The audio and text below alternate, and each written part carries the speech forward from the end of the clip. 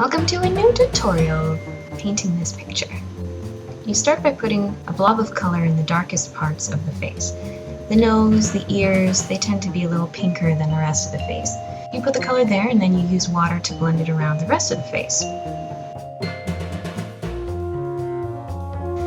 Now for the shadows, I'm not going with a darker shade of red. I'm actually using blue to mix it up. Because in reality, shadows and light on an object, they're not usually going to be lighter or darker shades of the same color, the base color. You've got reflections from the objects around you, you've got the light quality itself, whether it's yellow or blue or red tinted. So, also the fact that skin has many different tones in it come out depending on the light, the angle, etc. I took like 20 minutes sketching this hand. I erased it so many times. I'm pretty happy with the result, even though it's got kind of an old master's quality to it. I'm not sure anyone really holds their fingers quite like that, but anyway, it's art. And since this is not a normal kid, he's like poking out of a tree or something and wearing strange clothes, I'm gonna give him spots like a puppy. Blue ones. Why not?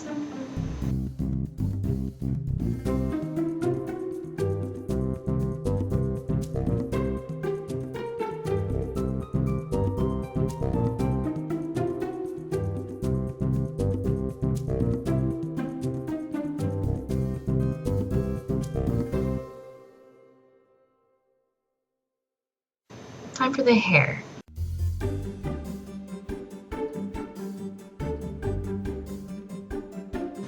I leave spaces for the light, the shininess. Leave a streak of white, but not in a straight line, because your hair doesn't go in a straight line usually. It's chopped up into locks and stuff, so the glare from the lighting is going to be jaggedy and different too.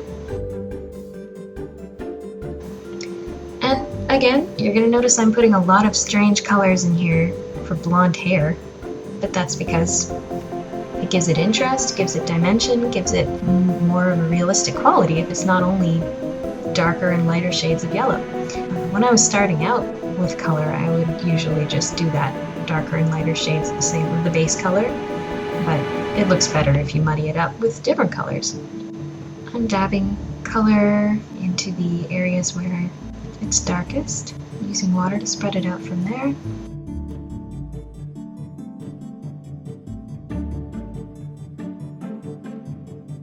I decided that this guy's clothing is not particularly dark colored, so it doesn't matter that you spread blue everywhere. You can let the water give the suggestion of blue for large portions of the fabric.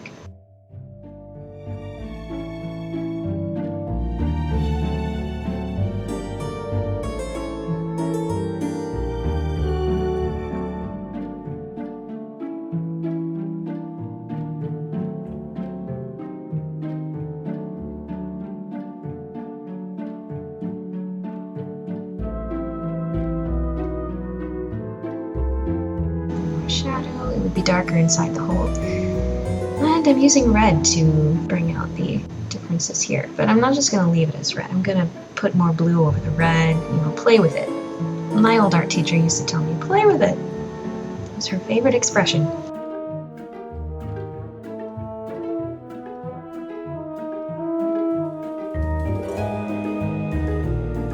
We'll muddy up his hair a little more, although he'll still be blonde, but just gives it more interest, more fantastical quality as well, since we're not going for photorealism here.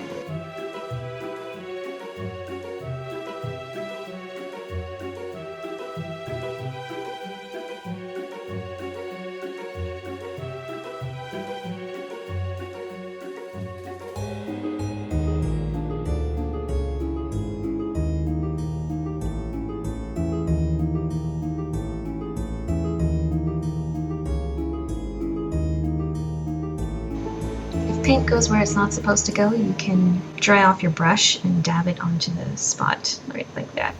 Pick up the extra paint. If it's still wet, it'll usually remove most of it, enough that it won't matter. Especially once you put ink down on the lines, as I'm intending to do here. Little smudges and runs and things don't matter, because once the ink is on, it will draw attention away from those things. Something could actually be gray or light blue, but next to the ink, because it's so shockingly black, it would look white.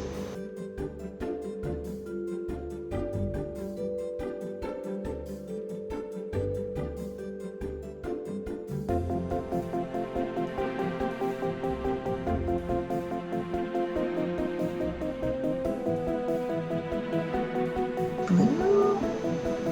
Too much blue. Red? Ah, too red. That looks like candy. It pops too much for the rest of the painting, so let's put some blue over that and make it like a dark purpley black.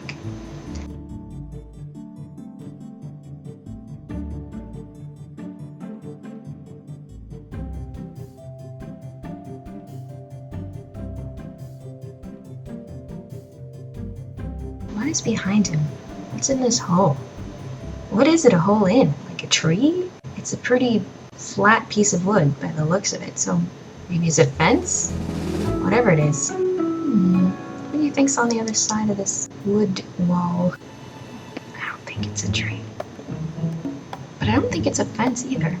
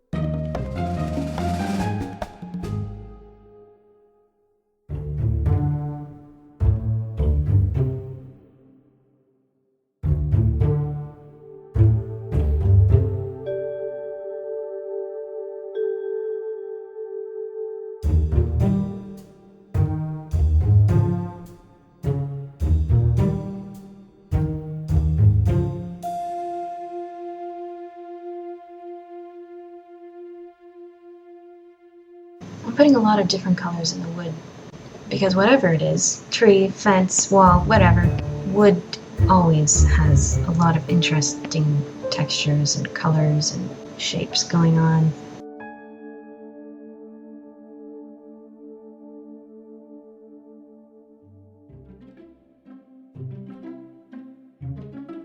I'm not going all the way to the edges of the page, there's no need. I just let the wood fade away at the edges into the page. Now the smart thing to do would have been to paint the wood first, because he's in front of it. But every time I go to film a tutorial, I end up doing things wrong. Maybe it's nerves. Anyway, with watercolor it's not such a big deal. Well, I shouldn't say that. It is a fairly big deal, but these colors are pale enough that I can pants it. Eyeballs are never entirely white. There's a bit of a bluey-gray color to them.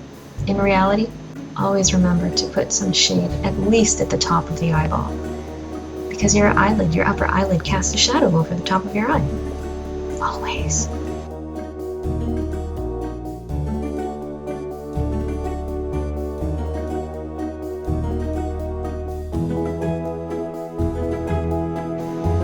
Whoa, his eyes are really blue.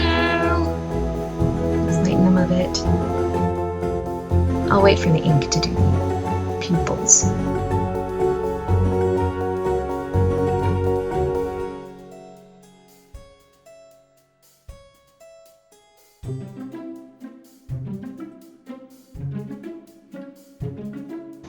Sleeve cuff thingy, belt.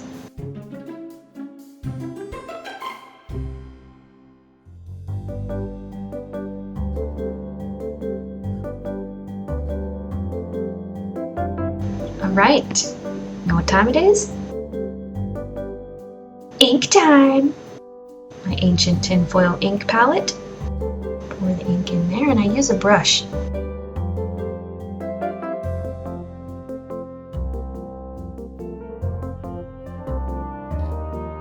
If the water to a more convenient spot, move the ink so my hair doesn't go into it. This is the brush I'm using. Really fine tip.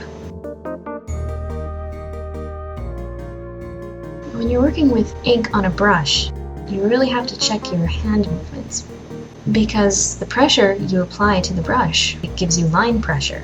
Line pressure is one of the best things about using an inking brush instead of a pen or a marker.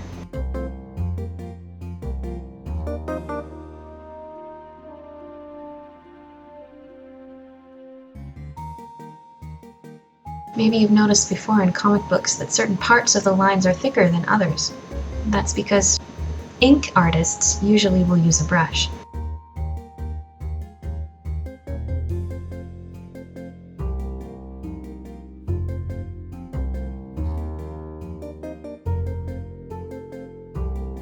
I'm still learning about line thickness, which is called line weight. So this isn't going to be a great example, but you know, if you apply more pressure to the brush, it flattens it out a little more and gives you a thicker line, versus if you use the very tip and move gently. You want to vary the thickness of your lines.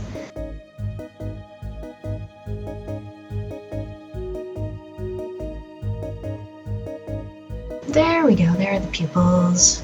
And I'm leaving white for the glint in his eyes, but I think I left them too close to the top of the eyeballs. If I did it again, I would change that. The glints are maybe a bit too big, but anyway. Lines on the face around the eyes. They don't necessarily make you look tired or old. If you use them sparingly and properly, they just look right. More dimension to the face.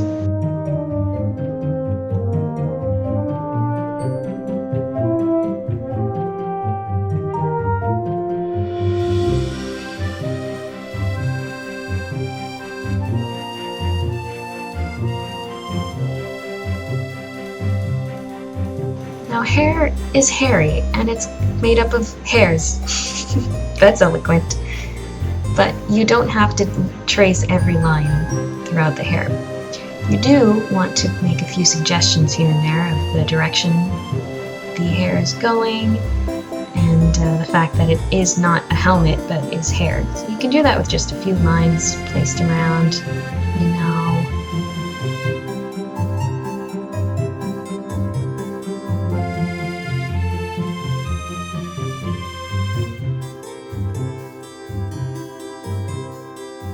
Weird cuff. Who designed his outfit? Is he living in a circus? Or is he a toy? Or an alien? What?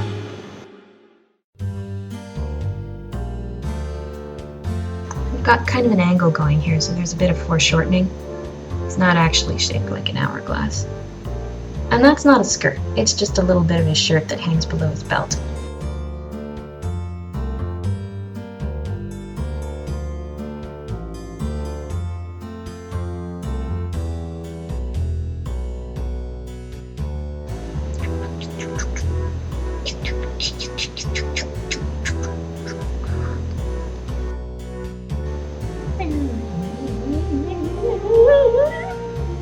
Something I learned from watching Bob Ross obsessively as a child was to make sound effects while you paint. It helps. Me.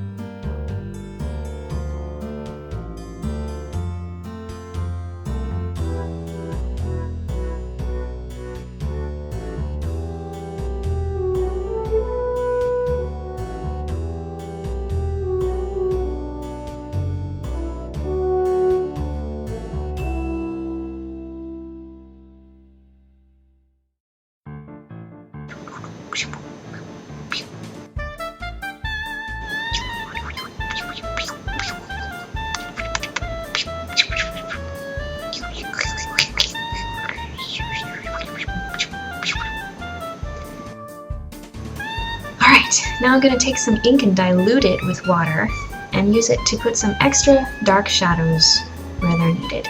Again, this just makes the picture pop and gives it more dimension and interest, texture, all that good stuff you want little more shadow on the inside of the part that's coming out of the hole, obviously. I probably shouldn't have put shadow on that shoulder though, because that's where the light source is coming from, and I'm just terrible with light sources. Don't forget little shadows for like the collar thing. The lower fingertips are shadowed. Let's give him a shadow on the wood itself. It's a little too small. Here we go. Now ink dries really fast, so you have to move fast when you're using ink like this. Let's put some ink spots here! Everywhere! Oh, I kept it off the main body. Excellent!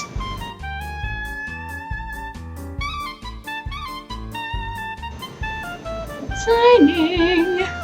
I hate signing my work. I always feel like I should sign on the back of the picture, but I've learned people actually want to see the signature, so there we go! Yay! It's over!